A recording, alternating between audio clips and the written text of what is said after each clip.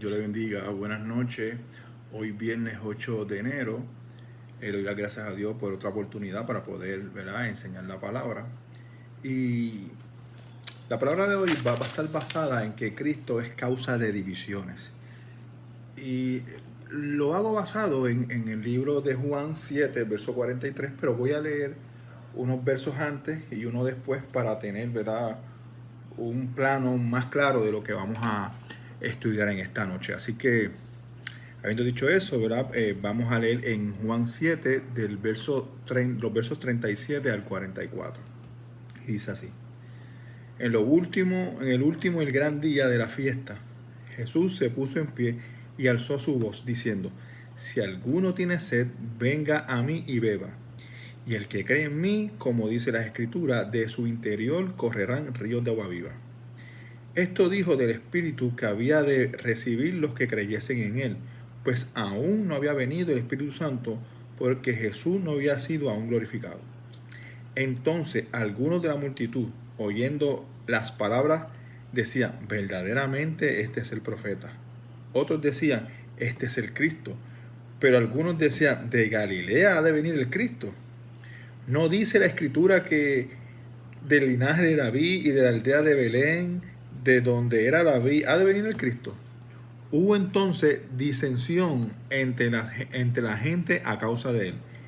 Y algunos de ellos querían prenderle, pero ninguno le echó mano. Como dije, vamos a estar basado en Juan 7:43, donde dice que hubo disensión entre la gente. Si nos vamos al original, esa palabra disensión, lo que significa literalmente es una división irreconciliable, aún entre los que no creían en él. Y hasta hoy la mayor división en el mundo es a causa de él. Pero como le dije, había divisiones entre los que no eran sus discípulos, ya que habían algunos que admitían sus declaraciones, otros admitían una parte de ellos, pero negaban el resto. Algunos admitían sus declaraciones, pero se negaban a seguir sus legítimas consecuencias. Pero hubo unos pocos que vinieron a ser oidores sinceros. Y estos que vinieron a ser oidores sinceros se convirtieron, ¿verdad?, y llegaron muy lejos por él de lo que habían aprendido y habían atesorado de él. Ahora, también había una división entre los creyentes y los no creyentes. Incluso todavía hoy hay una gran división a causa de Jesús.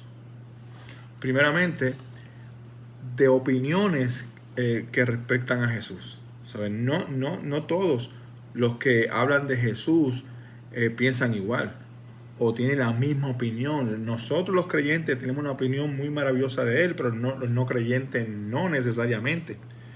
Hay una gran división de confianza, ya que muchos se apoyan en sí mismos y solo aquellos que han puesto su fe en él confían en él. Que esta es la verdadera razón de la fe, poner nuestra confianza en él. Hay diferencias en el amor hacia Jesús, ya que se entregan a placeres y propósitos diversos, demuestran que el corazón natural no redimido va detrás de diferentes objetivos. ¿Y qué objetivo? ¿Qué objetivo van estos corazones no redimidos? Diferente a nosotros. Pues en obediencia, en carácter, en lenguaje, en el desarrollo, en crecimiento y en tendencia. También en el destino hay una gran diferencia. Las direcciones de las líneas de vida van a diferentes lugares al final de este viaje. Cuando el no creyente y el creyente muere, van definitivamente a diferentes lugares. El tema de Cristo divide todavía los más queridos amigos y parientes. Aunque nosotros aquí en Puerto Rico tal vez no se vea tan marcado, pero hay una diferencia y hay una división entre seres queridos y entre amigos. Cuando uno se convierte y ya no comparte igual como compartía, siempre hay roce y siempre hay crítica. Es más, la más profunda y real diferencia que existe en el mundo es a causa de él. Ahora, sin embargo, cuando llega la fe, se produce la unidad. Las naciones incluso se juntan y el Calvario cura el problema de la Torre de Babel. Judíos y gentiles se hacen uno en Cristo. Y cuando menciono la Torre de Babel, es importante que entendamos que muchas veces hemos echado toda la culpa a Adán. Y sin duda alguna Adán pues tiene mucha culpa, mucha responsabilidad, porque a causa del pecado de Adán vino la caída de la humanidad. Pero cuando vino el diluvio y toda esa gente, que el mundo llegó a un punto que la maldad subió tan grande que Dios tuvo que destruir el mundo y mandó a Noé a construir un arca, y toda esa gente que se libraron, que Dios tuvo misericordia, los descendientes de ellos se rebelaron contra Dios. Así que la rebelión contra Dios siempre ha sido algo común del ser humano. Así que vamos a ver cómo fue que Dios confundió a la gente en la Torre de Babel y ver primeramente su rebeldía y cómo Dios los confundió. Y por eso, para eso me gustaría que fueran, si tienen su Biblia a la mano, fueran a Génesis 11 de los versos 3 al 7. Génesis 11 de los 3 al 7, y ahí vamos a ver esta historia. Y dice así, Génesis 11 del 3 al 7, dice: y se dijeron unos a otros, hagamos ladrillos y cosamos con fuego, y les sirvió el ladrillo en lugar de piedra y el asfalto. Y dijeron, vamos, edifiquemos una ciudad y una torre cuya cúspide llegue al cielo, y hagamos un nombre. O sea, cuya cúspide llegue al cielo y hagamos un nombre, por si fuéramos esparcidos sobre la faz de la tierra. Y descendió Jehová para ver la ciudad y la torre que edificaban los hijos de los hombres. Y dijo Jehová, he aquí el pueblo es uno, y todo esto tiene un solo lenguaje. Y han comenzado la obra, y nada les habrá de desistir y ahora de lo que han pensado hacer. Ahora pues, descendamos y confundamos allí su lengua, para que ninguno entienda el habla de su compañero. Podemos ver que dice, hagamos un nombre. Mientras se dispersaban, una parte del grupo postdiluviano, bajo la mano del poderoso Nimrod. Y voy a hacer un pequeño análisis de quién era Nimrod. La Biblia dice que Nimrod fue el primer poderoso de la tierra y fue un vigoroso cazador en la presencia de Jehová. Incluso este hombre fue bisnieto de Noé, de ese hombre que Dios tuvo ese hermoso pacto y construir un arca y salvó a su familia. Pero este hombre se rebeló contra Dios. ¿Por qué? Porque decidieron tener y fundar una ciudad como monumento de su soberbia y para su fama. La torre, ¿verdad?, que es tan famosa porque ha sido, ¿verdad?, un símbolo de rebelión. Pues la torre, aunque formaba parte del plan, no fue el centro de la rebelión.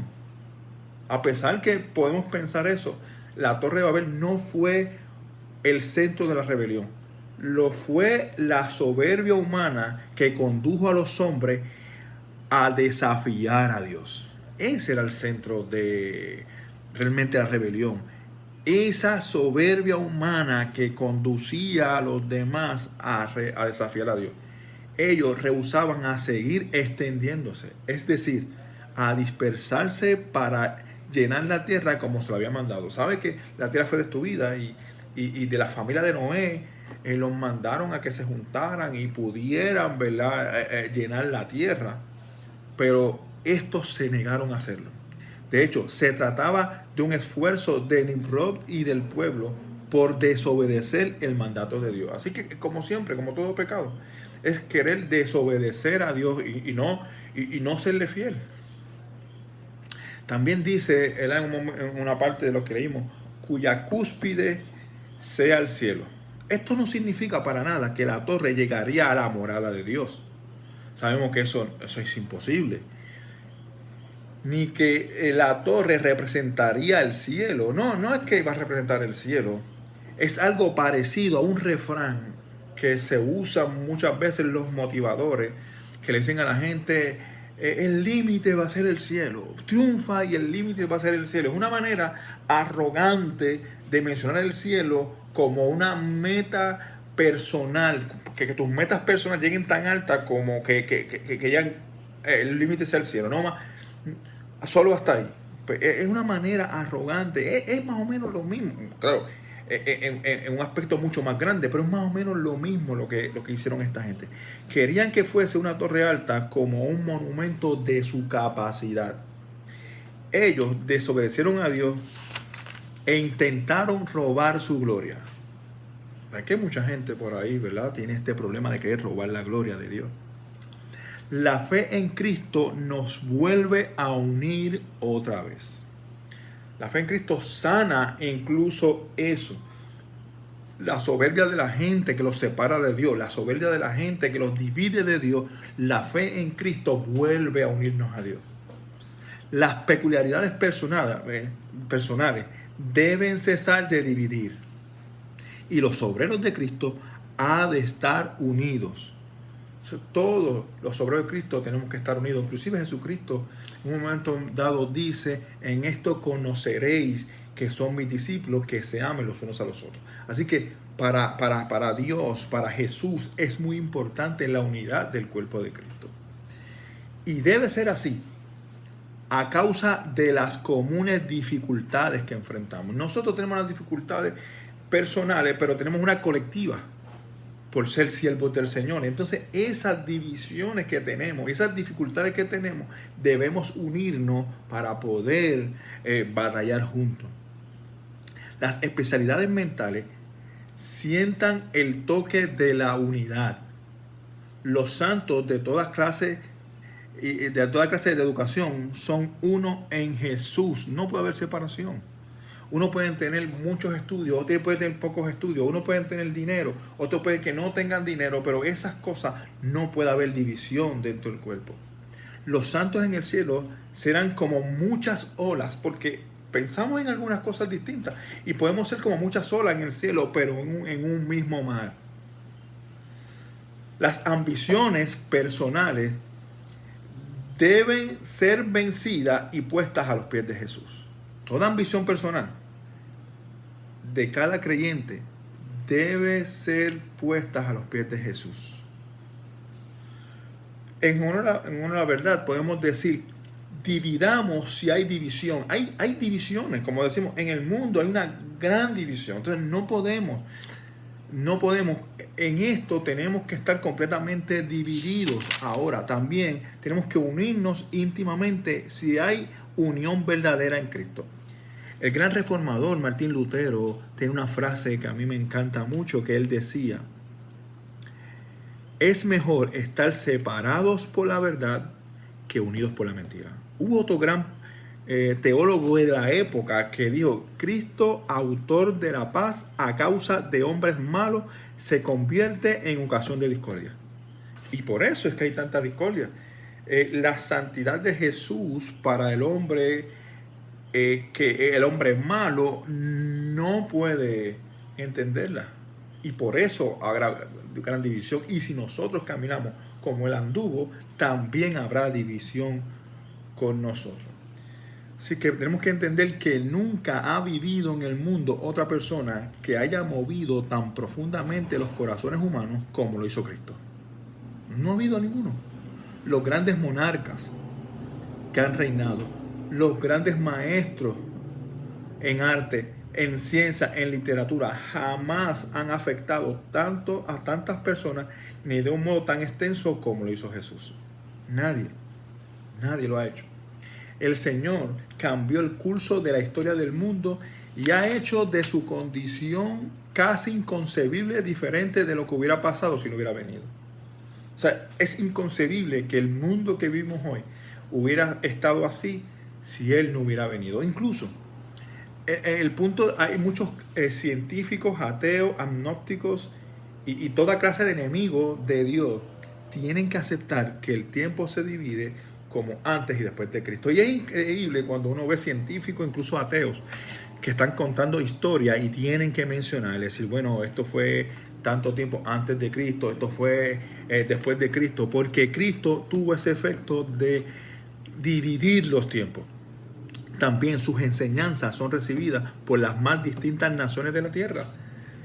Es impresionante cuando uno ve que las enseñanzas de Cristo se escuchan desde la punta de Alaska hasta Australia, desde Australia hasta la Patagonia Argentina, desde la Patagonia Argentina hasta la lejana China.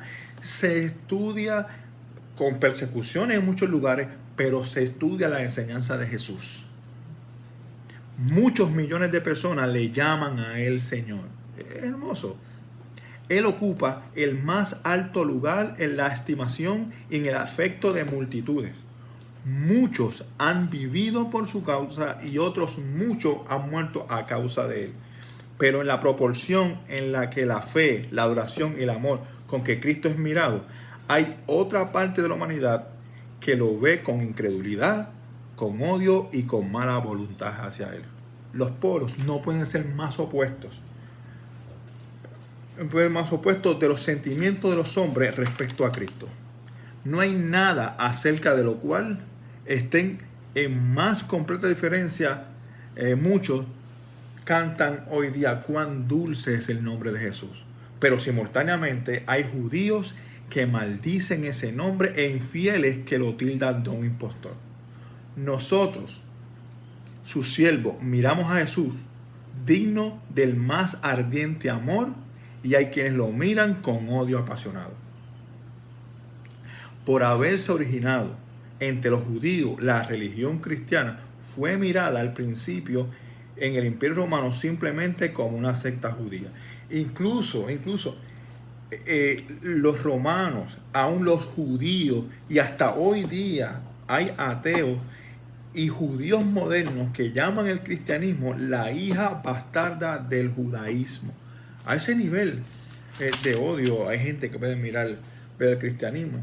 Pero de la misma manera, el cristianismo compartió tanto la impunidad como el odio con el que este pueblo era tratado por sus amos imperiales. El cristianismo sufría la misma impunidad en ocasiones, pero el mismo odio que sentía el judaísmo de sus amos imperiales.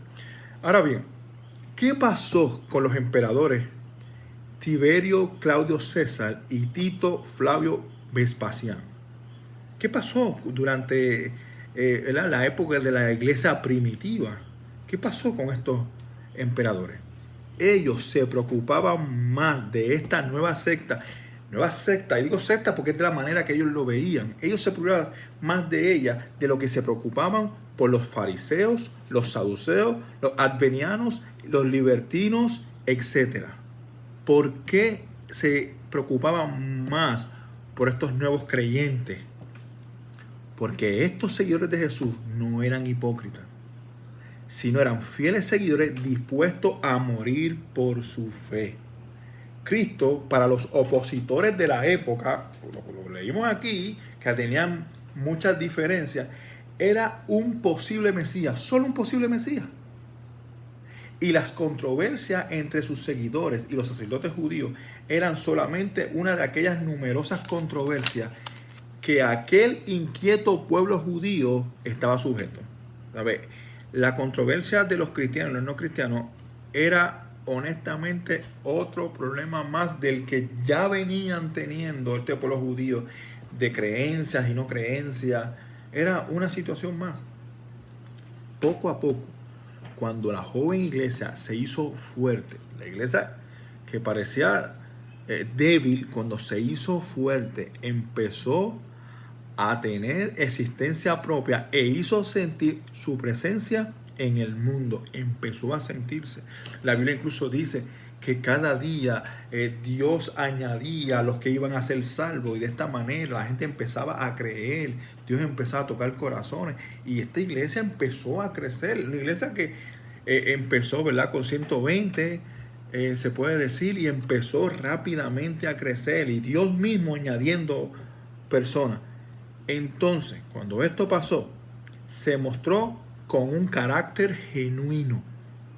La iglesia siempre ha tenido un carácter genuino, y su espíritu distintivo frente a Roma Entonces se reconocieron una a la otra como naturales y irreconciliables enemigos, y enseguida comenzó una lucha a muerte.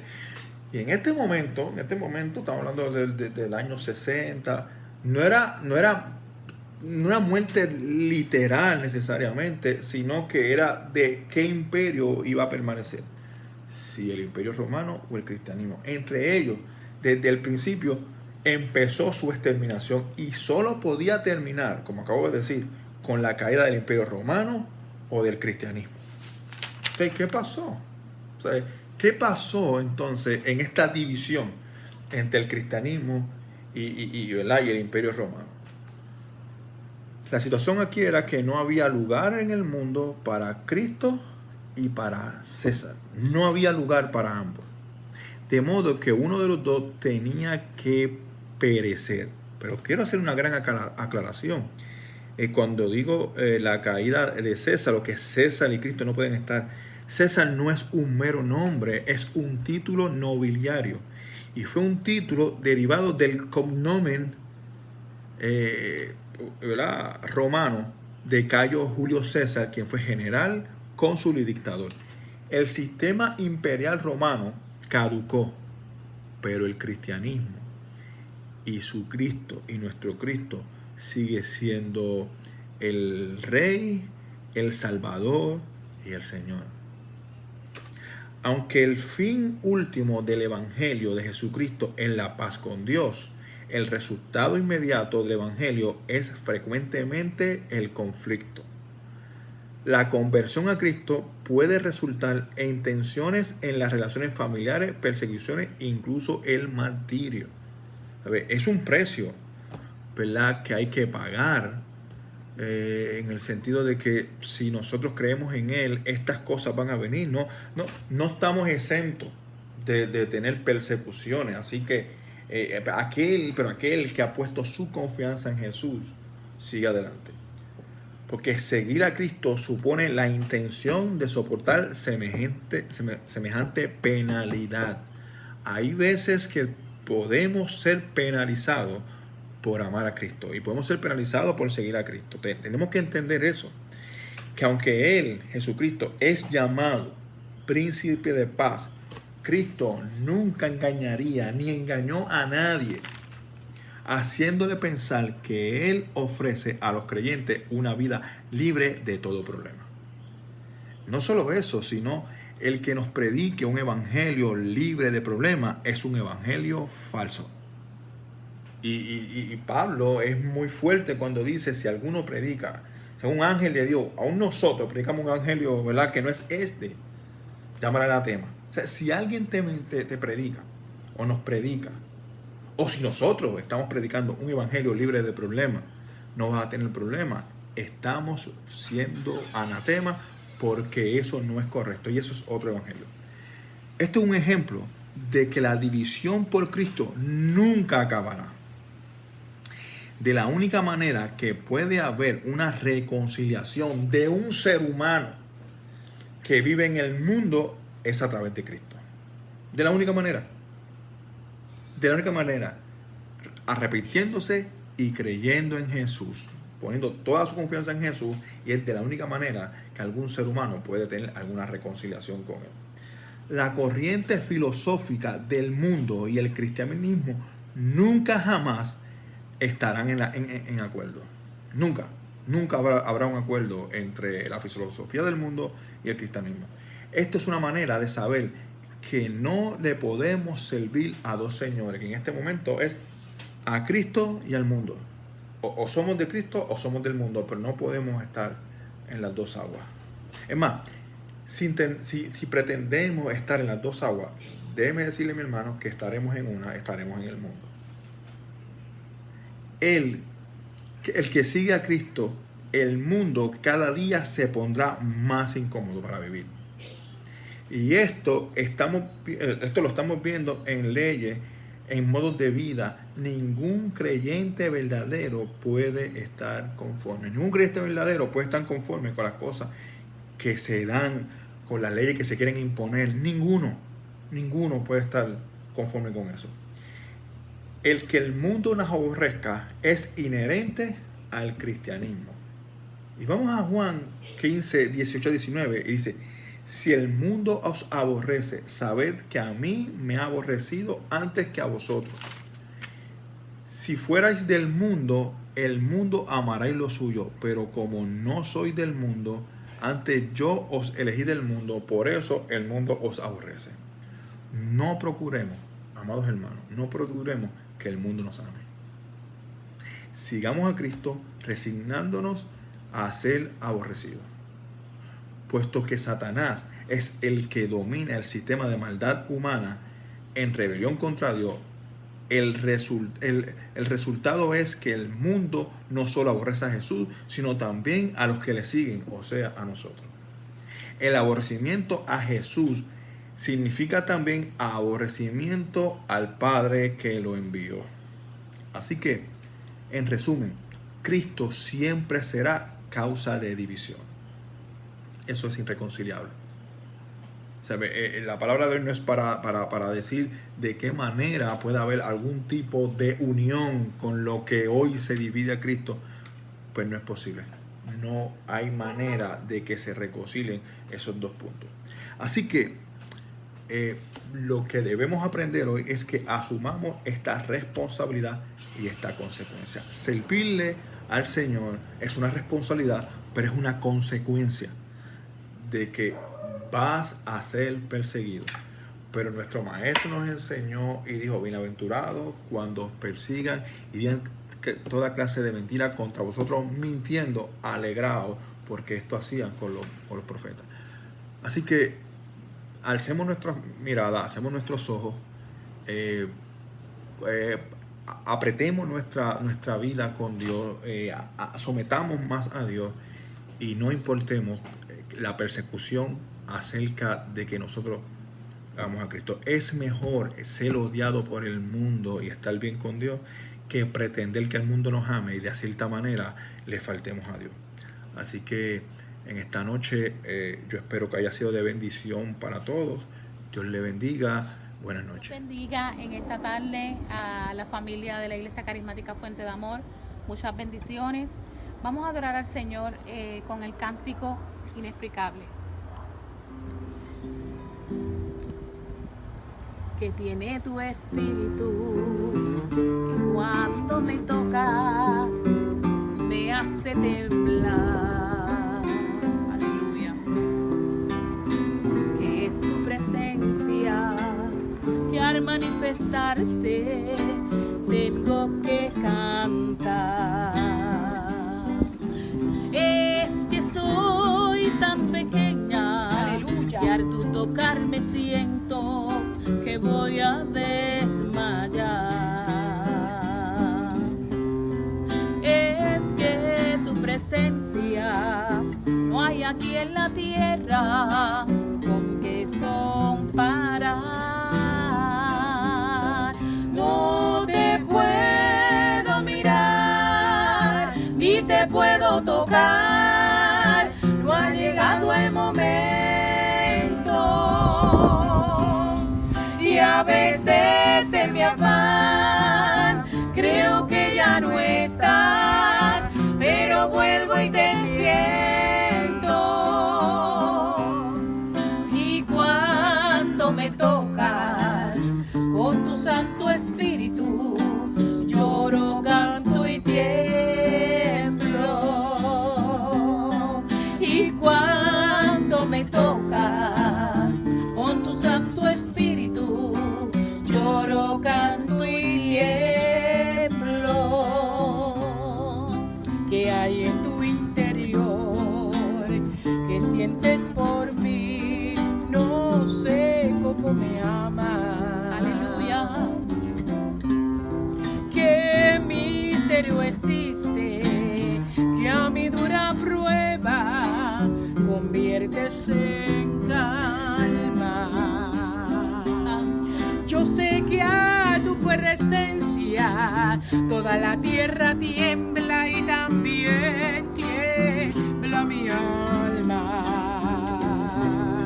Que tiene tu espíritu que cuando me toca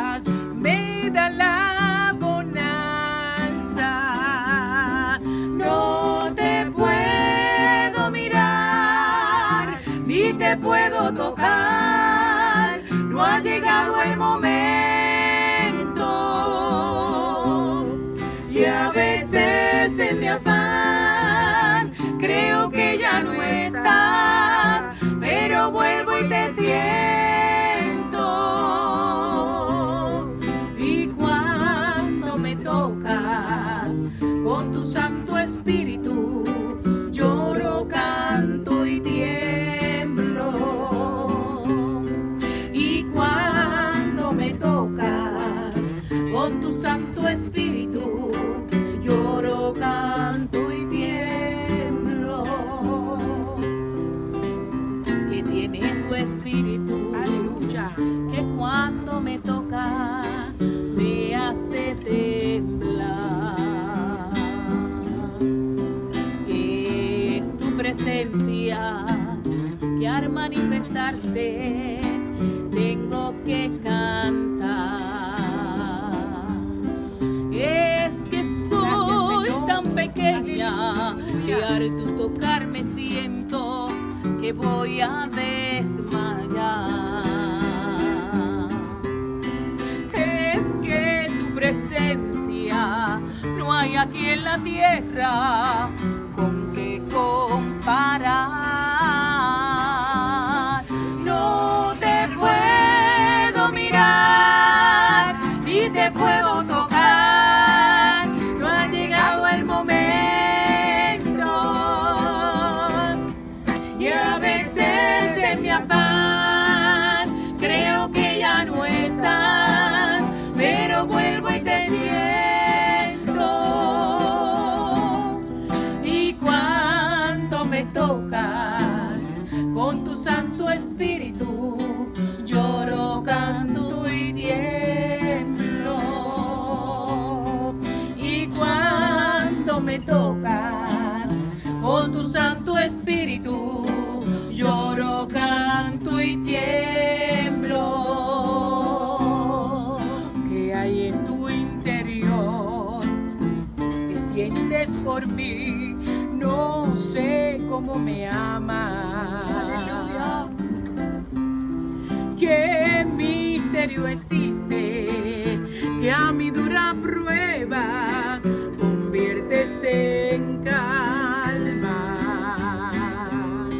Yo sé que a tu presencia toda la tierra tiembla y también tiembla mi alma. Que tiene tu espíritu que cuando me tocas me da la bonanza. No te puedo mirar ni te puedo tocar, no ha llegado el momento. Y a veces en mi afán creo que ya no estás, pero vuelvo y te siento. Y cuando me tocas con tu Santo Espíritu, lloro, canto y tiemblo. Y cuando me tocas con tu Santo Espíritu, lloro, canto y tiemblo. ¿Qué hay en tu interior? ¿Qué sientes por mí? No sé cómo me amas. ¿Qué misterio existe que a mi dura prueba conviertes en calma? Yo sé que a tu presencia toda la tierra tiembla y también tiembla mi alma. Que tiene tu espíritu que cuando me toca